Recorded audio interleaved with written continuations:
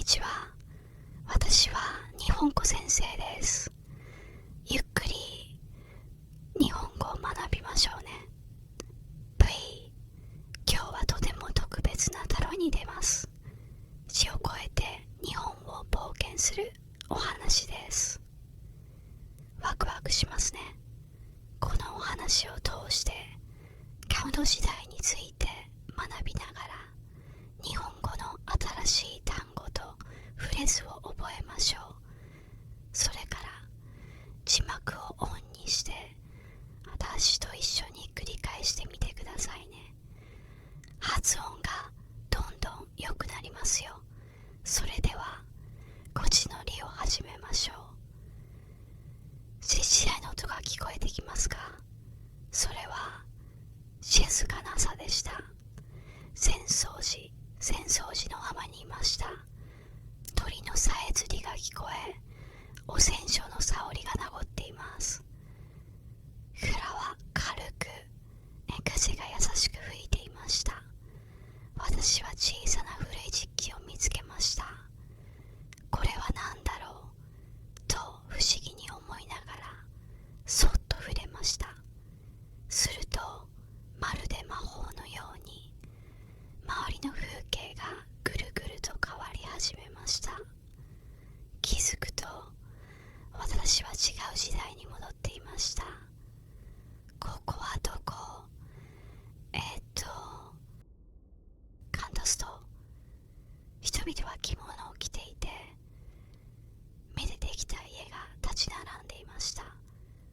それはこの時代、江戸時代でした。この時代には侍や商人がいて、とても深やかで興味深い場所です。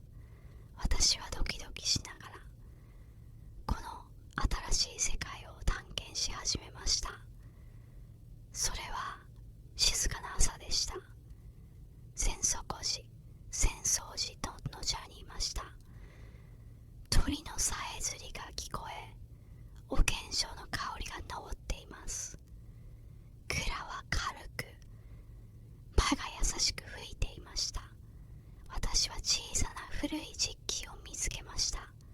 これは何だろうと不思議に思いながらそっと触れました。するとまるで魔法のように周りの風景がぐるぐると変わり始めました。気づくと私は違う時代に戻っていました。ここはどこ？カントクスト。人々は背物を着ていて目でできた家が立ち並んでいました。それはこの時代、江戸時代でした。この時代には侍や商人がいて、とても深やかで興味深い場所です。私はドキドキしながらこの新しい世界を探検し始めました。安時代の市場、市場に着きました。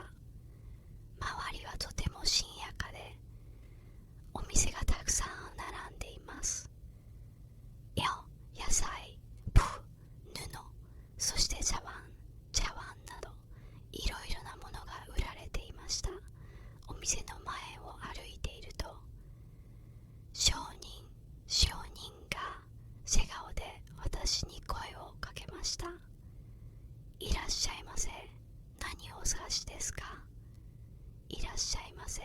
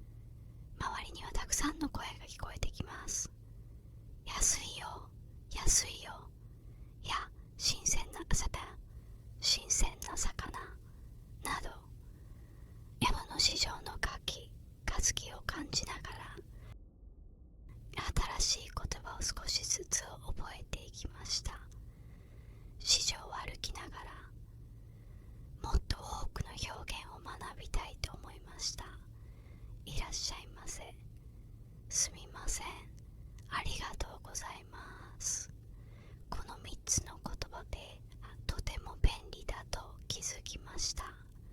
さて、今日の話で出てきた表現を一緒に復習しましょう。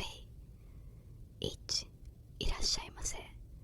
意味、お店やレストランでお客様を歓迎するときに使う表現です。1、お店の入口でいらっしゃいませと言われたら、あなたが関係されている証拠です。2、すみません、意味、ごめんなさいやありがとうにも使える便利な言葉です。例、ティッシュを聞くとき、すみません、この場所はどこですか？または何かをお願いするとき、すみません、仰せをください。3、ありがとうございます。意味、感謝の気持ちを伝える言葉です。とても手おめちですね。歴史、何かをもらったり助けてもらったらありがとうございますと言いましょう。これらの表現は日常生活でよく使います。繰り返して練習してみましょうね。では一緒に発音してみてください。いらっしゃいませ、すみません、ありがとうございます。では今日の学びを生かして一緒に練習しましょう。シチュエーション、市場で買い物をする商人が言います。いらっしゃいませ、何をお探しですか？さて、あなたはどう答えますか？お、レク1、すみません、お茶をください。レク2、すみません、リンゴをください。あなたの番です。あなたが市場で欲しいものを考えてフレーズを作ってみてください。声に出して練習しましょう。すみません、青をください。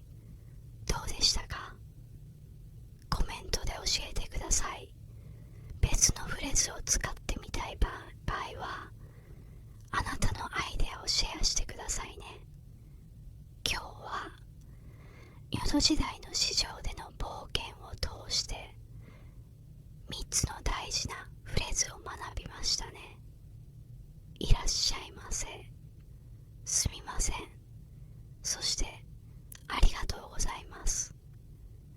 これらの言葉は日常生活でとても役立つ表現です。特に初めて日本に行くときや日本人と話すときにきっと役に立ちますよ。毎日少しずつ練習することであなたの日本語はもっと自然になります。そして自信もついてきますよ。バイ。今日の動画が楽しかったならぜひ次のストリームを見てくださいね。